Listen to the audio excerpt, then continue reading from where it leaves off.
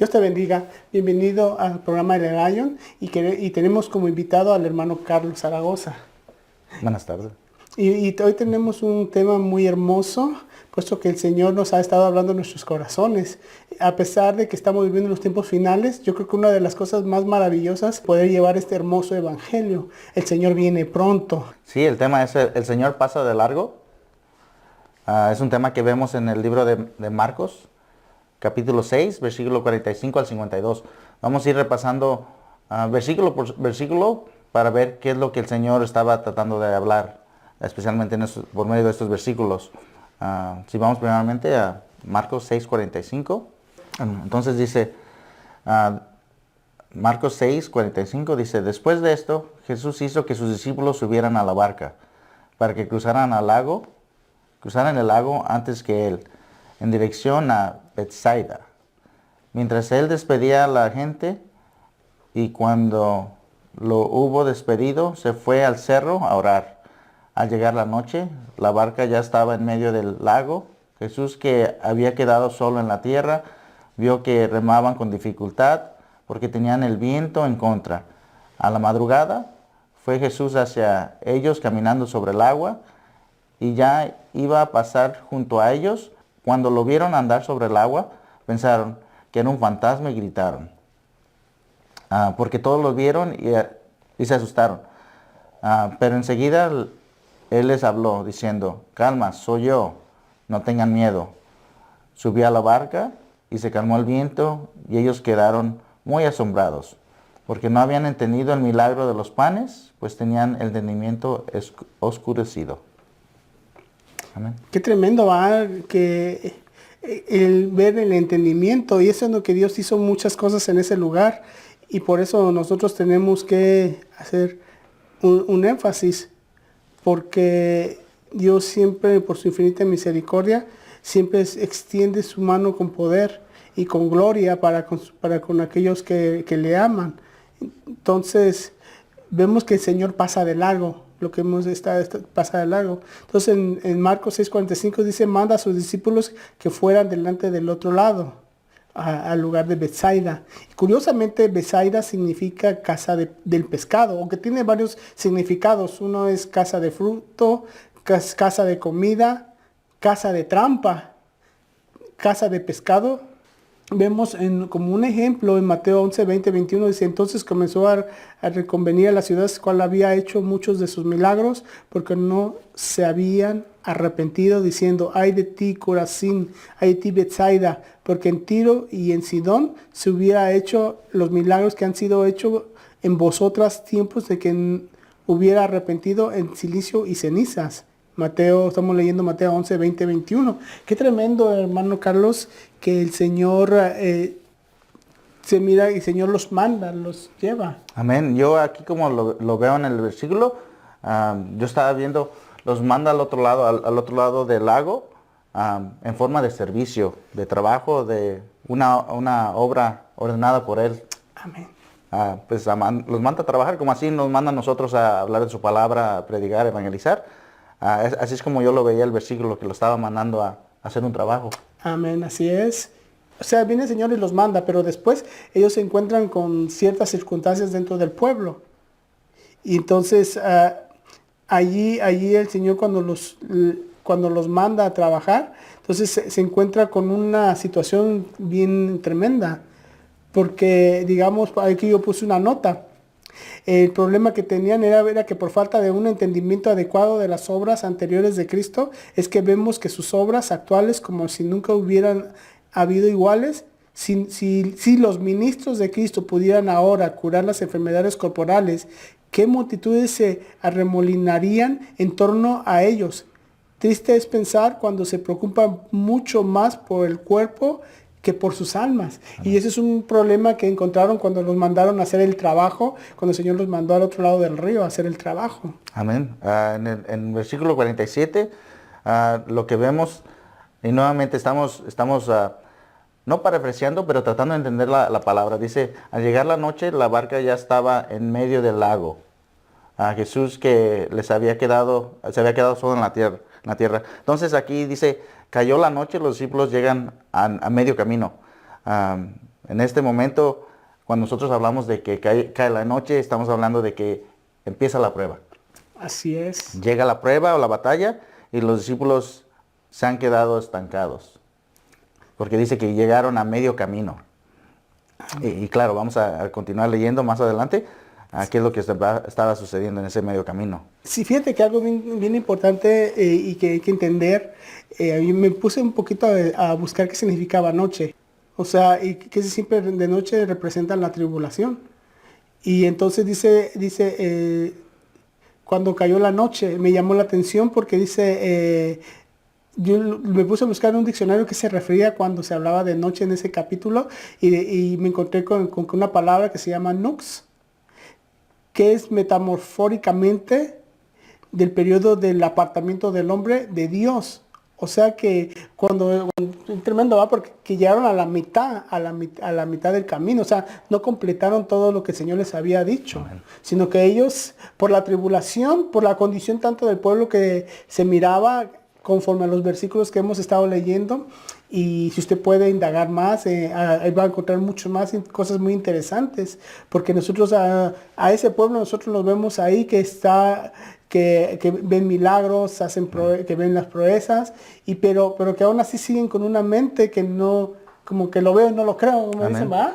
Y entonces cuando viene la noche, cuando cae la noche sobre ellos, dice, por ejemplo, estamos en Romanos 13:12, dice, la noche está avanzada, se acerca el día, desechemos pues las obras de las tinieblas y vistamos de las armas de luz. O sea, mire cómo el Señor, como uno cuando viene la tribulación, es como que uno viene y se quita la armadura y dice, no, aquí ya, hasta aquí llegué, Sí. y aquí ya no más.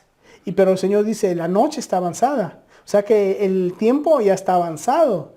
Y ya el día de las tinieblas ya se está acercando, el día de la tribulación. Entonces ahora es tiempo de que nosotros, tanto como iglesia de Cristo, desechemos las obras de las tinieblas que podamos estar haciendo. Porque aquí no se salva, dice la Biblia es muy clara, por cuanto todos pecaron, fueron destituidos de la gloria de Dios. Entonces puede haber residuos, ya si usted recibió a Cristo, pero puede haber residuos de pecado que aún siguen molestando porque es un proceso. Pero entonces el Señor nos está advirtiendo, la noche está avanzada. Vemos a los discípulos como ellos llegaron a un límite, siendo que el Señor los mandó que terminaran la obra, pero quedaron a la mitad. Entonces, 1 Tesalonicenses 5:5 dice, porque todos vosotros sois hijos de luz e hijos del día. No somos de la noche ni de las tinieblas. Fíjese lo que dice 1 Tesalonicenses 5:5. Entonces, por eso tenemos que hacer un énfasis en este punto, porque sí realmente debemos desechar las tinieblas primero de nosotros. Nunca, yo creo que a veces uno señala y dice, sí, cayó él o él pecó, él, y apuntamos, pero no nos damos cuenta que hay tres apuntándonos a nosotros. Amén. Y también podemos ver ahí, estás diciendo, Ajá. llegaron a mitad de camino. Sabemos que nosotros tenemos que llegar a cierta estatura del varón perfecto. Así es. Llegaron podemos decir, llegaron al 50% estas personas, estos discípulos, en lo que ellos sabían. Sabemos que el Señor nos va a ayudar a poder llegar a esa estatura, a Así poder es. alcanzarlos, por lo menos, como decía, hemos hablado, el 70% para poder ser llamados. Y algo que podemos ver aquí, dice que es lo que estaban sucediendo, al ellos llegar a la mitad del camino, Jesús se mantuvo en tierra, hablando de que el Señor permanece fiel. En medio de esto, él todavía no quitaba su mirada de ellos. Amén. Él sabía lo que estaba sucediendo. Ahora, si vamos a Marcos 6:48, dice, vio que remaban con dificultad, porque tenían el viento en contra, a la madrugada. Fue Jesús hacia ellos caminando sobre el agua, y ya iba a pasar junto a ellos. Aquí podemos ver que el Señor los ve a sus discípulos, su diario vivir, fatigados, con diferentes corrientes de doctrinas que lo están arrollando. Su gracia se manifiesta en la cuarta hora, podemos ver ahí, Sí, así con es. su poder y su gracia. Y Él no obra hasta que hay reacción. Amén, así es. Pero tal vez vamos a hacer un poquito de énfasis en las vigilias para que se pueda entender por qué se habla de la cuarta vigilia. Amén. Entonces, tal vez vamos a hacerlo usando el Antiguo Testamento. Por ejemplo, la primera vigilia comienza de 6 a 10 de la noche. Entonces, Lamentaciones 2:19 dice, levántate, da voces en la noche al comenzar las vigilias, derrama con agua a tu corazón ante la presencia del Señor, alza hacia Él tus manos por la vida de tus pequeños, desfallecen de hambre en las esquinas de todas las calles. O sea que mira, la primera vigilia es de 6 a 10 de la noche. La segunda vigilia es de 10 a 2 de la mañana. Y nosotros vemos que en Jueces 7:19 dice, llegó Gedeón con los 100 hombres que estaban con él a las afueras del campamento al principio de la guardia de medianoche, cuando apenas había apostado la guardia, tocaron las trompetas y rompieron con cántaros que tenían en las manos. Mire lo que cosas que suceden en la madrugada. O sea que siempre hay un mover. Aunque nosotros, algunos dicen, yo dormía y mi corazón velaba, estaba dormido, ¿va? Pero siempre hay moveres espirituales en las madrugadas, en las vigilias. Entonces, en la tercera vigilia, que viene siendo de 2 a 6 de la mañana, en Éxodo 14:24 dice, aconteció que en la vigilia de la mañana el Señor miró al ejército de los egipcios desde la columna de fuego y de nube, y sembró la confusión en el ejército de los egipcios. Mire cómo hay un mover espiritual en la tercera vigilia, donde más se empieza a poner en su mero apogeo, como decimos allá en el rancho.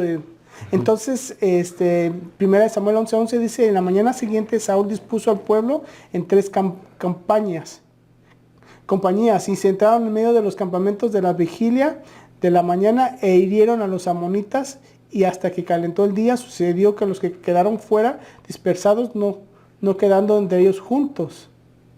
Fíjese qué tremendo. Y vamos a ver la cuarta vigilia en el Nuevo Testamento, es de 3 a 6 de la mañana. Entonces dice Mateo 14:25, y la cuarta vigilia de la noche Jesús vino a ellos y andando sobre el mar, lo que estaba hablando mi hermano.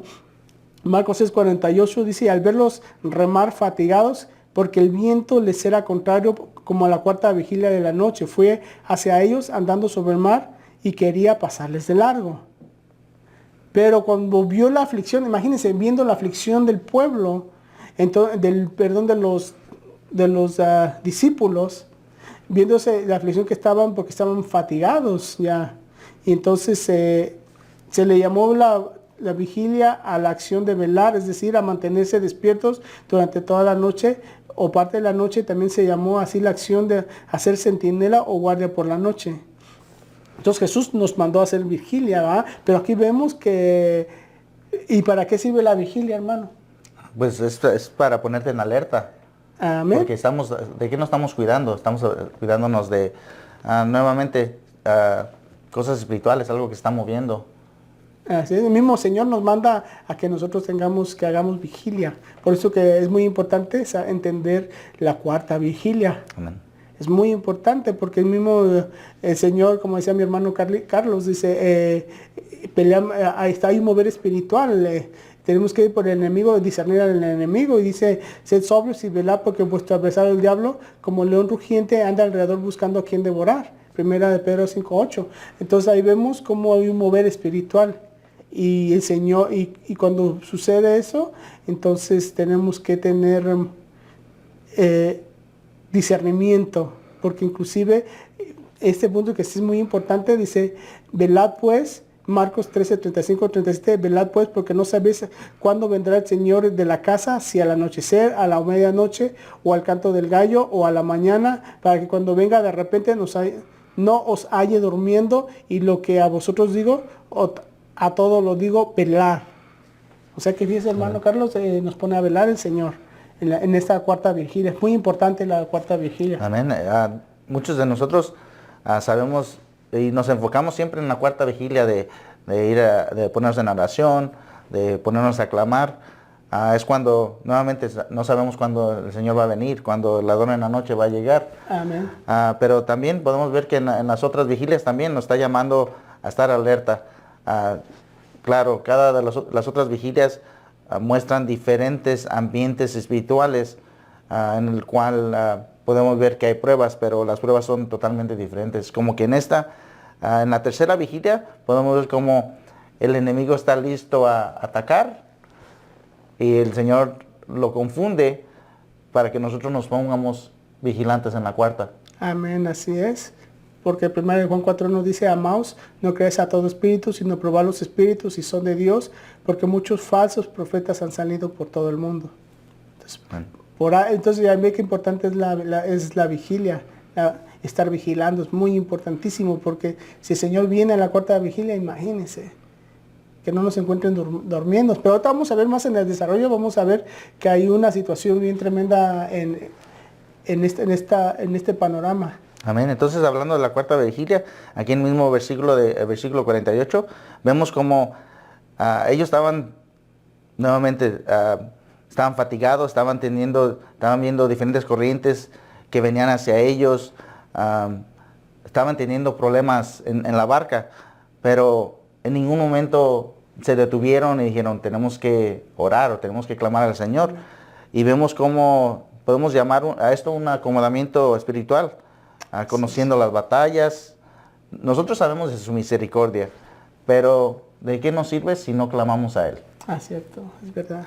Entonces ahí podemos ver que dice que Él quería pasar de largo, como una persona un caminante normal, que va pasando y si ve a una persona en problemas, no extiende su mano a ayudar.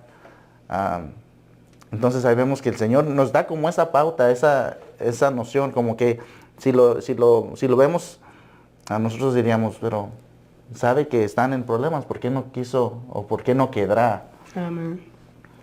Entonces, ¿por qué razón el Señor no podría pasar de largo, podríamos decir?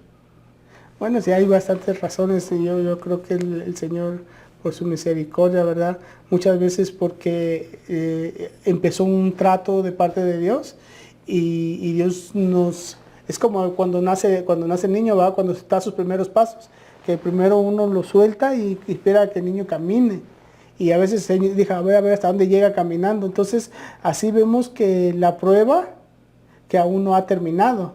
Me llamó la atención un versículo de Santiago 1:12 que decía, bienaventurado el varón que soporta la prueba, porque cuando salga aprobado, recibirá la corona de la vida que prometió a los que lo aman.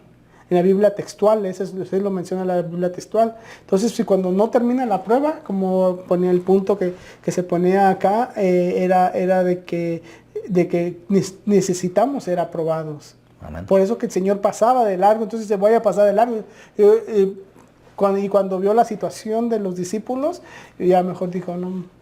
Amén. Así como lo explicas, los vio niños, los vio bebés muy pequeños. Podemos ver más adelante, podemos ver cómo después de todo lo que habían pasado, lo único que ellos pensaban es, ¿cómo hizo el milagro de los panes?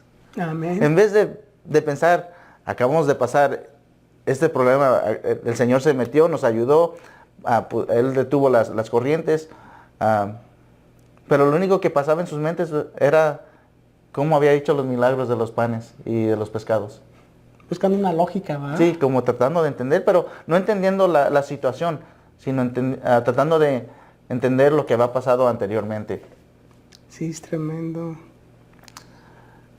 Sí, tremendo, porque si se ponen a meditar cuando Dios levanta, cuando Dios hace una obra y se ponen a buscarle una lógica, entonces ahí sí está tremendo, porque realmente lo que Dios quiere es que le alaben y le adoren a Él, no a la prueba, no se queden como ellos estancados en la prueba, en la prueba y solo viendo los milagros. Amén. Entonces aquí podemos ver, Él no podía detener lo que estaba sucediendo porque su nombre tiene que ser glorificado. Nosotros cada vez que pasamos por una prueba, es para que su nombre sea glorificado, es para que su nombre sea exaltado y podamos nosotros decir, fue por ti que la pasamos, no fue por nuestras propias fuerzas. Así es, y otro de los puntos que ponía exactamente lo que estabas hablando es que su nombre todavía no le habían dado la gloria a Dios, todavía no había sido glorificado en la vida de ellos. Entonces, segunda de Tesalonicenses 1:12 dice, para que nuestro Señor Jesucristo sea glorificado en vosotros y vosotros en Él por la gracia de nuestro Dios y el Señor Jesucristo. Entonces, mire, cuando está en la medio de la prueba y no deja que porque a veces uno mismo detiene la bendición. Uno mismo por sus miedos, por sus depresiones, por sus presiones que está viviendo, muchas veces no deja que fluir la gloria de Dios. Entonces su nombre no se manifiesta y y hasta llegamos a pensar como que Dios ya nos abandonó. Así como ellos pensaban cuando venían los vientos y golpeaban la barca. Entonces tenemos que entregarle al Señor, o si tenemos problemas. A veces tenemos nuestros seres que tanto amamos, muchas veces tenemos que entregárselas al Señor para que se haga la voluntad de Dios. Entonces, mientras nosotros no los entregamos, entonces no se glorifica a Dios. Hasta Él está esperando, como Él es caballeroso, espera a que nosotros nos entreguemos en cuerpo, alma y espíritu, para que su nombre sea glorificado en nosotros, como dice segunda de Tesalonicenses 1:12. Amén. Y si no sucede eso, entonces no hay cambio en la persona. Amén. Eso es tremendo. Porque imagínense después peor si tiene ya 10 años en el Evangelio y no mira ningún cambio, se vuelve una religiosidad. Entonces, cuando no se ve el cambio, vemos en Romanos 12:2, dice, no viva según el modelo de este mundo. Mejor dejen que Dios cambie su vida con una nueva manera de pensar. Así podrán saber lo que Dios quiere para ustedes, también lo que es bueno, perfecto, agradable a Él. Y eso lo vemos, y eso está en Romanos 12:2 y en la versión de Pueblo para Todos. En esa versión está muy bonita porque ahí nos explica más cómo es que Dios no quiere que nosotros tengamos, que vivamos bajo el modelo del mundo. Y eso es lo que sucede en las iglesias. Que de repente ven una moda y meten toda la iglesia a la moda. O ven algo que les llama la atención y quieren vivir el modelo de la tierra. Y si viven el modelo de la tierra, entonces empiezan a agradar al hombre cuando menos sientan y están agradando al hombre y dejan de agradar a Dios. Y ahí es donde viene donde ya no le dan la gloria a Dios y no hay cambios en la vida de cada uno de los creyentes. Amén. Y ahí es donde entras ya la prueba la ves común. Esto sucede todo el tiempo. Podemos decir como una persona que tiene un carro viejito, que se le apaga que lo trata de encender y dice, es la batería. Pudiendo ir a comprar otra batería, mejor pide que alguien le dé carga. Así es. Ya lo ve muy común. Me pasa todo el tiempo. Así podemos ver aquí cómo la prueba a veces ya se hace común, porque ya lo han visto continuamente, pero no es la razón de que está continuamente es porque no hemos pasado la prueba, no hemos hecho el cambio en nuestras vidas, no ha terminado. Amén, eso está bien tremendo, porque imagínate los ejemplos que el Señor nos deja. Por ejemplo, en Deuteronomio 8, del 2 al 3, el Señor le dice al pueblo de Israel, imagínense, al pueblo de Israel que lo sacó de la prueba. Y como decía mi hermano Carlos, y qué tremendo es que Dios esté trabajando en la vida y cuando viene la prueba para que sean aprobados, ven la prueba como algo que ya siempre pasa lo mismo. Siempre quedamos iguales. Entonces ya no hay un sabor, ya no se puede saborear el evangelio, porque entonces ya todo se ha vuelto una persona que está acomodada. Entonces miren lo que dice Deuteronomio 8, 2 y 3. Dice, y te acordarás de todo el camino por donde el Señor tu Dios te ha traído por el desierto durante estos 40 años, para humillarte, probándote a fin de saber qué había en tu corazón, si guardarías o no sus mandamientos. Y te humilló y te dejó tener hambre y te alimentó con maná que no conocías, ni tus padres habían conocido, para hacerte entender que el hombre no solo vive del pan, sino que vive de todo lo que procede de la boca del Señor. Entonces fíjese qué tremendo. Dios los pasa a ellos porque ya ve ya ve las pruebas común, algo que pasa siempre. Ya venimos aquí en el Evangelio y dice que vamos a pasar camino con espinas. Ya eso es normal, eso ya Amén. pasa siempre. Entonces, pero tiene una mente de religiosidad, una mente religiosa. Entonces, ¿qué dice? Entonces voy, oro, bendigo y vámonos. O también cuando van a la iglesia, dice, llego, levanto mis manos, alabo, escucho la palabra, amén, gloria a Dios, y me voy a mi casa tranquilo. Y una rutina. Amén. Sí, esto me da a entender o a recordarme al rey Nabucodonosor que él conocía y sabía cuál era el Dios poderoso. Estaba con Daniel, estaba con los tres, con los otros sabios. Amén. Y él no quería cambiar su pensar, no quería podemos decir, dar a torcer lo que conocía. Así Y así hacemos nosotros, no hemos clamado a Él. Y por eso, no quiero decir que es lo mismo, pero el Señor hizo que su mente cambiara a mente de un animal hasta que Él no clamó, Él no subió su mirada a los cielos. Amén, así es. Me da ese mismo entendimiento lo que estamos viendo ahorita en este versículo.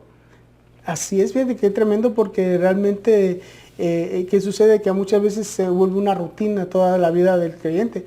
Vamos a ese rey Nabucodonosor, como él no le daba la gloria de Dios, vivía en riquezas, nada me hace falta, todo vivo bien, tengo la bendición de Dios, vivo bien, tengo una familia bonita. Y empezó a mirar las cosas que estaban en la tierra. Y cuando empezó a ver las cosas que estaban en la tierra, dice, bueno, se acomodó, dice, bueno. Y de repente cuando vino la prueba, ahí sí que Dios lo metió por una prueba muy fuerte, porque imagínense, para haberle dado entendimiento animal, entonces sí fue bastante fuerte. Y que le dijo Dios, hasta que no le des la gloria a Dios, entonces sí va a suceder. Y eso pasado, me recuerdo de que hace tiempo nos platicaba un pastor, hace algunos años, nos platicaba un pastor acerca de una hija de un ministro, de un pastor, que ella se burlaba de Dios. Imagínense qué tremendo, se burlaba de Dios hasta que le vino la prueba. Entonces cuando ella se miró atribulada, cuando empezó a tener problemas espirituales, que le venía el enemigo, la molestaba, entonces ella sufría, y entonces el pastor empezó a llamar a algunos consiervos para que oraran por su hija para que fuera libre. Y venían los ministros y oraban y nada, no lo liberaban y nada, no podían liberar a la muchacha. Y pero ¿por qué? ¿Pero por qué? Se explicaba. Entonces este pastor que me platicaba, decía el varón que pidió permiso a su cobertura. Es muy importante las coberturas. Entonces le pidió permiso a su cobertura al apóstol que estaba en ese momento, que fue en los años del doctor Ríos. Entonces allí este pastor le dijo, ve, pero ora. Le dijo así, primero clama a él. Y cuando él empezó a orar, el Señor le habló a su corazón y le dijo, no la voy a liberar a ella. Le dijo así el Señor a él. Y él se congojó y dice, pero ¿por qué, Señor? ¿Por qué? Porque ella se burla de mí. Se burla de todo lo que yo hago, de los prodigios, de las proezas. No, mira todo muy común. Ya no tiene un sabor del espíritu. Y entonces ella empezó a hacer cosas que eran abominables a mí delante de mi presencia, decía. Y entonces por eso ella cayó en ese estado. Entonces él le dijo, hasta que ella no le dé la gloria a Dios y se arrepienta, entonces ella va a ser libre y no va a necesitar de nadie que ore por ella. Y sí, pasó un tiempo, ella de repente cayó de rodillas y empezó a llorar y empezó a pedirle perdón a Dios y le empezó a dar la gloria a Dios y fue libre. Entonces, por eso que es muy importante cuando ven las cosas muy comunes en el Evangelio, entonces hay que discernirnos nosotros mismos y para no caer en esta misma situación. Entonces, en 2 de Tesalonicenses 1:11 dice, por cual asimismo oramos siempre por vosotros, porque nuestro Dios tenga por digno de su llamamiento y cumpla todo propósito y bondad a toda obra de fe con su poder. Amén. Entonces tenemos que clamar. Tenemos que clamar y tenemos que pedirle a Dios. Y no nos podemos ir sin hacer una oración, hermano Carlos. Amén. Entonces, Padre, en el nombre de Jesús, Señor, Padre, ten misericordia, Señor, primero de nosotros, Señor, ayúdanos, Señor, por tu infinita misericordia. Si tú no conoces a Cristo, te vamos a hacer una oración de fe para que lo reconozcas como único y suficiente Salvador. Repite conmigo: Señor Jesús, te abro las puertas de mi corazón, te recibo como mi único y suficiente Salvador. Perdona mis pecados, escribe mi nombre en el libro de la vida. Ayúdame, Dios mío, a obedecerte, a escuchar tu voz. Padre, te doy gracias porque tú moriste en la cruz por mis pecados y me los has limpiado en el nombre de Jesús. Gracias, Padre, porque tú has escrito mi nombre en el libro de la vida. Gracias, Señor, por tu amor, por tu misericordia, por sacrificio en la cruz. Gracias, Padre, en el nombre de Jesús. Amén y amén.